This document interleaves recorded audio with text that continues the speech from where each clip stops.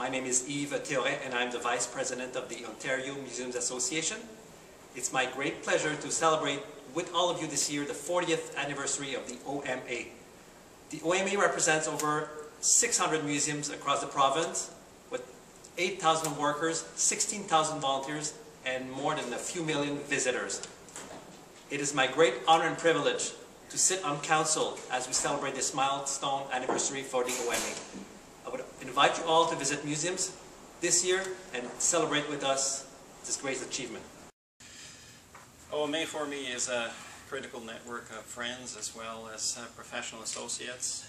It's a place I turn to when things are going well, but more importantly, when things are tough. This is where I turn to get advice, moral support, and you know, a 40th anniversary is a significant milestone. I would encourage you all to participate in the work of OMA. It's been, I've enjoyed supporting OMA. I've gotten much more than I put into OMA, so gênez-vous pas, joignez-vous, donnez-nous un coup de main, vous allez aimer ça. Yeah, so I was just remembering the first OMA conference I attended, and it took a bit of effort to remember back, but it was 1985 and it was in Hamilton, and I was, at that point I was a lowly student at the University of Toronto Museum Studies program, and my wife and I, who was working in museums in Kingston, we gathered and got our money together and made it down the 403 on the GO train, or the GO bus, and to our first conference. And it was a very exciting point at that time, because the OMA was still fairly new, but we were excited about this new profession, this new field of work. And I guess we've never really looked back since then. Been to most of the conferences since then. Bernat from Niagara Falls Museums. I've had a great involvement with the OMA. I've really enjoyed the networking that I've had, the people I've met, and the great innovation that we see in our community. So it's meant so much to me over this past decade and a bit that I've been involved with the OMA. As for the conference itself, my favorite memory that I've had over the past many years that I've gone to the conference, I think again it's that networking, it's finding out what's going on and meeting people.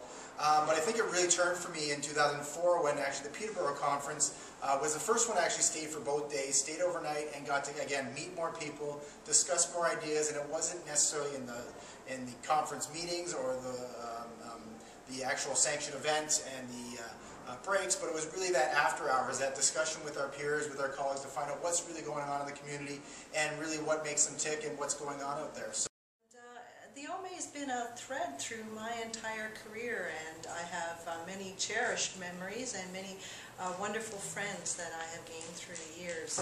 One of my earliest memories of the OMA was the Sudbury Conference, and I think it would have been in 1985 if my memory is serving me right. I was a museum studies student at the time, and a whole bunch of us rented a van and we drove to Sudbury, which was my hometown, and we all slept in my parents' basement so we could attend the OMA conference. When I think about being involved in the OMA over the years, one of the things I think about is some of these singular individuals I have met, not the least of them being my former colleague and esteemed friend, Mr. Wilson. But I was at the first OMA conference I went to in London in 1986, and the speaker before me was a man named Ed Anderson, who I did not know yet, but was to become a colleague of mine at Historic Fort York a couple of years later. And Ed, from the wisdom of his advanced years, offered a great piece of advice. Before he talked, he made everybody stand up and stretch, and said something to the effect of, "The mind can only absorb what the ass can endure, so I'd like you all to stand up, shake for a little bit, sit down, and then I'll do my talk." And I've used that in my own talks ever since. I just want to say congratulations to the Ontario Museum Association on its 40th anniversary. I actually have been a member of the OMA for almost 35 years, which means that I remember the OMA quite well in its infancy, and at one time was a staff member helping to launch the Ontario Museum Association Certificate for Basic Museum Studies. So I've had a long relationship with OMA. Some of my greatest memories are conferences where I've had the chance to network with great colleagues and benefit from the advice and counsel of some fabulous people who've been part of the Ontario Museum community. Hello, my name is Carrie Bachmann. I'm the Director-Curator for the Timmins Museum National Exhibition Centre, and I believe I took my first OMA membership out in 1985 when I was still a student at the museum. The OMA has helped me a number of times during the course of my career. I'm a CMS graduate. I have served on council a number of times. I've served as president, and the OMA has been a part of my museum life in Ontario for over 25 years. So I'd just like to take this opportunity to wish the OMA well, and congratulations on your 40th anniversary. For me, the annual conference has always been a chance to sort of indulge the philosophical side of my nature and think about the big issues, why we do what we do, why it's important.